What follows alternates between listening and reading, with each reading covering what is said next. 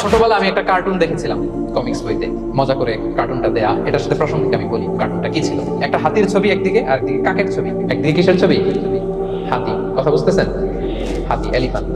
আরেকদিকে কাকের ছবি। হাতি, হাতির বাচ্চা, কাক, কাকের বাচ্চা। তো এখানে আবার কথা দিয়ে দিছে, হাতির মা কি বলে, হাতির বাচ্চা কি বলে, কাকের মা কি বলে, কাকের বাচ্চা কি বলে। তো মা হাতিটা বাচ্চা হাতিটারে বলতেছে, তোমাকে দিয়ে কিচ্ছু হবে না, মাত্র 2 মাসে কাকের বাচ্চাটা উঠতে পারে, তোমার 1 বছর হয়ে গেল, তুমি এখনো উড়াই শিখলা না।